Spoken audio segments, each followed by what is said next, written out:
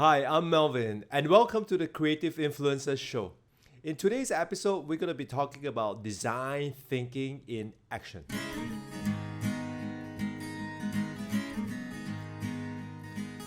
Welcome to episode 006 of the Creative Influencer Show, and in today's show, we are going to be talking about design thinking in action. And specifically, what I like to do is to share with you my experience of how I started from scratch and built a successful six-figure training and consulting firm. But before we go into that, what I like to do is do a quick recap of what we discussed last week. So this last week, we talked about looking for secrets. And what is the definition of secrets? Well, secret, according to Peter Thiel, that's something that's important and unknown. Something that is hard to do but absolutely doable. So that's what a secret is. And based on that definition, there is a lot of similarity between secrets and challenges.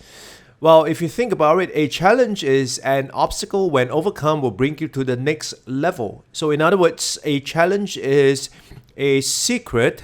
Well, because it is something that is hard to do, but it is absolutely doable. Now, the question we asked was, so why is it that people aren't looking for secrets, or why aren't people taking on challenges? Now, there are a few theory behind that, or there are a few explanations why people are not taking on challenges. The first one is what we call the deferred life plan, and that's a concept taken from the book The Monk and the Riddle. Basically, what it says is that the idea is first you must earn lots of money so that you can have enough money later on to do what you love. And so having that in mind, or looking at the world through that lens or through that paradigm, what we'll say here is that you have to live with the challenge. You have to live with the challenge of, in order for me to do what I love, I have to make sure that now I have to do something that I may not love and earn the money so that, I can have enough money to do what I love. So obviously there's a flaw in the way that we think, but in reality, that's how many of us think, or how many of us used to think, or how many of us are still thinking that way. So that is when you look at it and you say that, well, it's something that I have to live with, all right? Another way of looking at it is why is it that people are not taking on challenges is because of fear. Because of fear of failure, they rather leave it. They rather walk away from the challenge. So for example, right now in the world, there is a huge opportunity for people with expertise to convert that expertise into online courses. And with that, really, it's that presents a great opportunity. But some people have the fear of failure. What if I put up something and people don't like it? What if people say that, whatever I am teaching out there is not worth the money paid for? And because of that fear of failure, many people would not want to take that challenge. And so they leave it, they walk away from it. Now, this is how other people look at it. But what about you? Have you stopped looking for secrets? Or are there areas in your business that you feel that you have to live with it, or you have to leave it? Okay, so that is a question that I want to leave it with you. Is there a challenge in your life or in your business that you feel that you have to leave with it, or something that you're too afraid to take it on, and so you are leaving it? And so this is where I like to share with you my experience of how I started. I started in 2002 as a solopreneur. More of because of circumstance rather than by choice. You see, what happened was that I was working for .com right at about the time in 2000. Everything was okay until 2001 when 9/11 happened. The money stopped and the .com went bust. And in those days, .coms, we don't really make any money. All we have to do is just to make projections, and as well as a good business plan, a good business, a good idea. An investor would give you money, but when 9/11 happens, everything came to a standstill, at least for us, and the money stopped. And so literally I was out on the streets and I have to find a way to feed myself. And so that's how I started as a solopreneur. As I said, not by choice, but by circumstance. And I was looking at it, and I wanted to make sure that when I started out, I didn't have to go and look for business. And so what I did was I already have people I knew who needed the kind of services that I can provide, which is writing business plan. And so I approached them and say, hey, when I come out, would you be able to kind of support me? And they said, yeah, sure. We enjoy working with you. We know you. We like you. We trust you. And we would like to work with you. And so when I started in 2002, I had when I first started, I already have like 5 projects in the pocket. So it wasn't a struggle. I didn't have to go and look for businesses. But what happens when those projects are done? Well, after that, I have to go out to look for deals. And looking for deals is not easy, or it's not as easy as I thought it would be. And it took time. And so as a result of that, I ran into this feast famine season, because at one point in time I was making lots of money, and then afterwards it was just like no projects, and no projects means no money, especially for a solopreneur. And that was when a friend urged me to help the schools, specifically in putting in place a human resource management framework that will help develop their teachers. Well, I thought that the idea was crazy. And the reason why I thought that the idea was crazy because at 2 levels. One is that it's going to be very challenging, but at the same time, it's also quite inspiring. Well, it's challenging because the fact is teachers are trained to be teachers. They are not trained to be HR managers. And so introducing to them a human resource management framework, which is called the People Developer Certification, was going to be incredibly difficult, incredibly challenging. At the same time, that also presents a huge opportunity. Well, so it depends on the way you look at it. The other thing that was challenging working with schools in Singapore is that unless you have a track record, all right, if you have a track record, then people would want to work with you. So every time you go and see a client, in those days when we first started, every time we go and see a client, they would say that, wow, do you have a track record? And if we said no, we're new, and they would say, well, thank you very much. We would rather work with someone with a track record. So it was incredibly difficult. At the same time, it was also inspiring because we understand that the impact that we make has got a multiplier effect, because we are not just impacting the teachers. In turn, the teachers was going to impact the students, and in turn, the impact on the nation is going to be huge. And in Singapore, particularly where our only natural resource is human resource, this is something that is very critical and also something very, very inspiring. And also the other thing was it was inspiring because that was aligned to my proficiency. I have the skills and the know-how to kind of help organizations put in place this human resource management framework. And my passion was also looking at schools. And so it was a good intersection of my proficiency as well as my passion, which was a very good thing. And so, long story short, what happened was I decided that, yes, this is something that we should do. However, what we went through in the next few months was nothing short of frustration, because within the first year, only 4 schools signed up. And bearing in mind that the schools in Singapore, they don't pay as well as they would if you would have worked with a private company. So typically, what you might get, the kind of work that you might do for a private company, you can probably command 3 or 4 times the amount that the school would pay. So we only had 4 schools, and there were 2 of us. And in order to get our first track record, we need to wait 12 months, because you need to put in place the human resource management framework for the schools, and they need to have the system mature, and the minimum time to do that would be 12 months. So we need another 12 months to get our first track record. The financial situation was bleak because we were running short of cash, and we were deeping into our savings, and we didn't have much left, and it was really running very, very low. So I knew that we had to do something, but what is it that we need to do? We need to get money in fast, or otherwise we won't be able to sustain ourselves. However, we ran into a catch-22 situation because without the track record, it was very, very difficult to get more schools, despite the fact that we already have 4. And so we came up with an idea, and eventually this idea led to a breakthrough.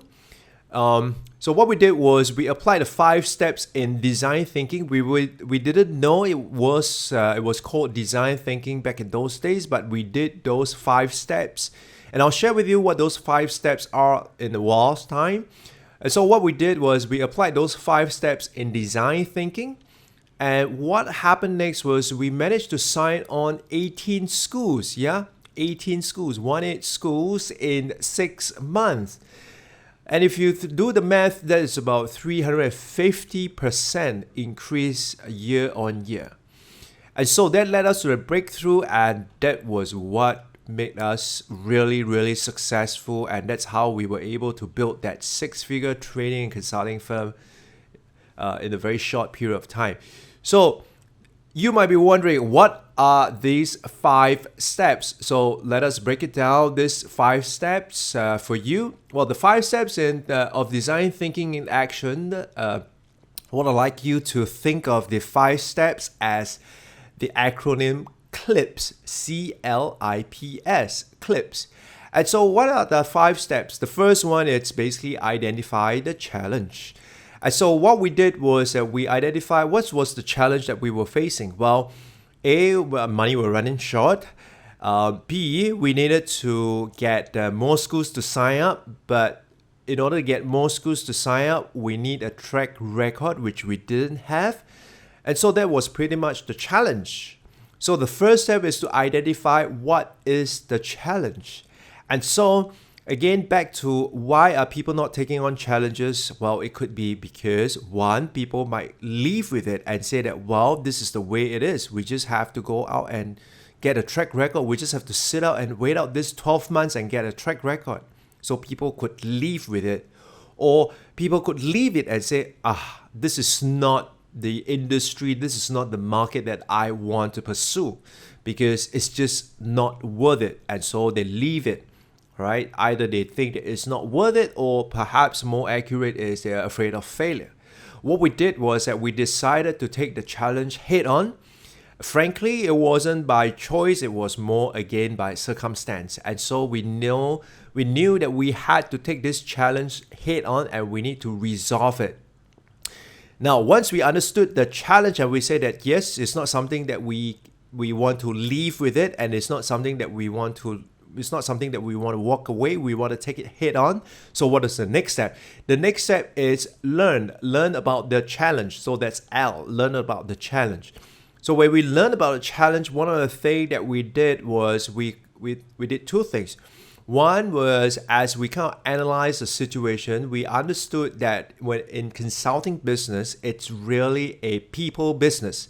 In other words, someone would hire you or someone would pay you or engage you, it's because the person know, like, and trust you. And in order for the person to know, like, and trust you, in our case, that person have to have worked with us, or that person have to have heard someone who have worked with us and say that this person is really good, which is called a referral.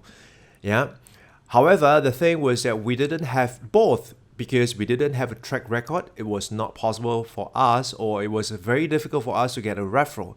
And because, unless we have a track record, then people would want to work with us.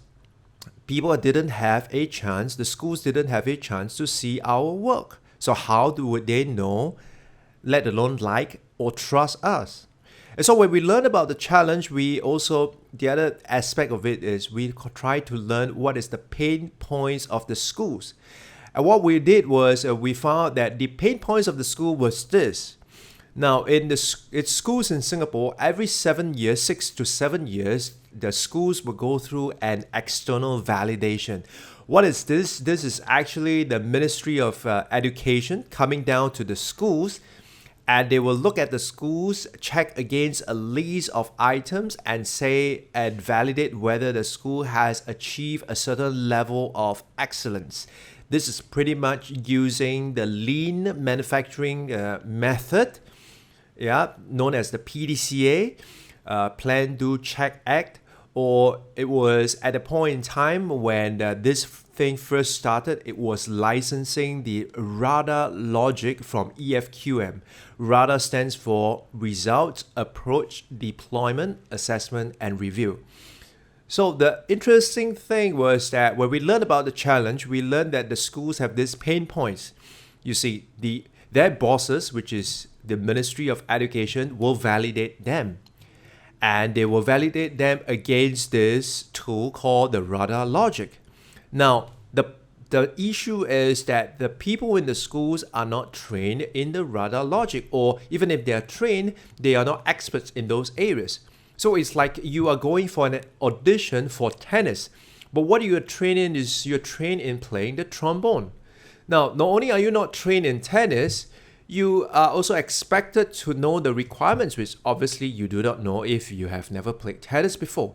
So imagine going to a tennis audition with a trombone. So you're trying to play the best you can, but the person is saying that, look, this is not what we're looking for.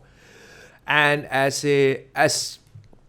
with that, the situation becomes that the schools needed to understand what is required of this whole management framework, which is the RADA logic, so that when MOE, the Ministry of Education, when the auditors come down, they would be able to validate them in the best way possible. So once we understand that there is a pain point, what we did was we tried to ideate what are the possible solutions to resolve this challenge for the schools. And so we came up with a few things, we tried with a few ideas, and most of them didn't work out except one. Now, the one that worked out was this. We approached the schools and we said that, hey, what we would like to do is we want to offer you this thing. We want to sit down and look at your documents and speak to your people and find out what are the areas of gaps in your school. And from there, we will be able to present to you a report that tells you what you need to do to kind of bridge that gap. So basically what we want to do is do a very quick audit of the school and then tell the school what are their gaps. But the thing was that we told them, look, at the end of it, you will then decide whether you want to engage us further, or you decide that if you want to address those gaps on your own, we are fine with that. So when we came up with that solution, there are a few things that we understood. One was because we know that when we do that, we are able to kind of get into the schools and work with them and demonstrate to them what is our capability and what are we good at. So at least they know that, these are the people that I can trust because they can do the work. Number two, it's because we're doing something that nobody at that point in time are prepared to do, to literally work for them for free. Nobody wanted to do that, so we became known.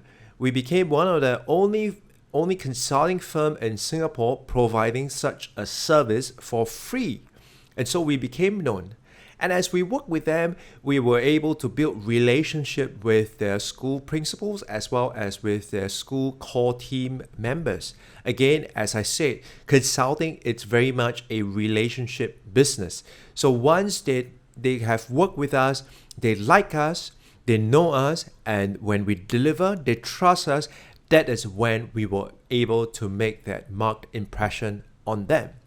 And so we came up with the idea and we decided to prototype it. We prototype it with a few schools, and from there we kind of get feedback from them, what worked, what didn't work, how do they feel about it, what kind of benefit did they get out of it. And at the same time, we also collected testimonials. And so we keep on iterating our solution from one school to another, to another, to another, until by the time when we came to the 6th or the 7th school, we were so good and so confident that people look at us and they say that, wow, these guys really know what they are talking about. And so when we kind of share our strategies and our solutions We then have an increase in uptake. As I mentioned earlier, we have an increase in uptake of 350%, right, from the second year.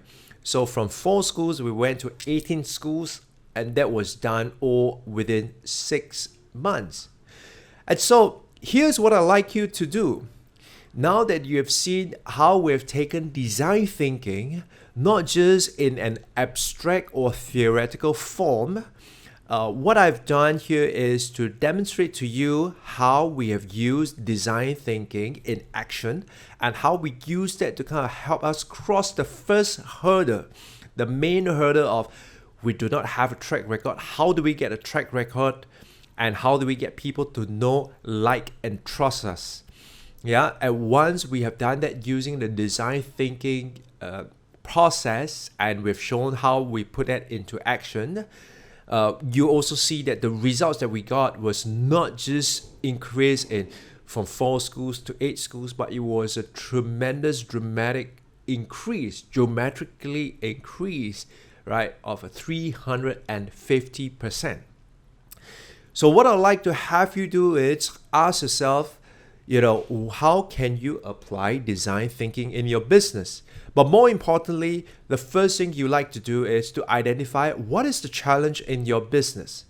All right, what is the challenge in your business? So for us was how can we market ourselves effectively when we have little or no budget and we had no track record, and how do we market ourselves effectively so that people can know, like, and trust us? So what is the challenge in your business? So that's the first step. Now the next step, what I'd like you to do is to learn about the challenge. What is it about this challenge? You want to look at it not just from your perspective, you want to look at it from your customer's perspective as well as your competitor's perspective. So for example, when we look at our perspective was we didn't have a track record. Customer's perspective was, if you don't have a track record and I do not know you, I wouldn't want to engage you.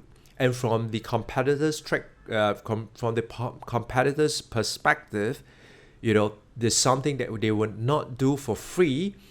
They will not offer such a service for free. So when we put all those pieces together, we say that, well, what we need to do is to demonstrate to the schools that we can do the work, let them see the work that we can do, and from there we are able to then show them how we do it, and so that they can know, like, and trust us. So that's the learning part.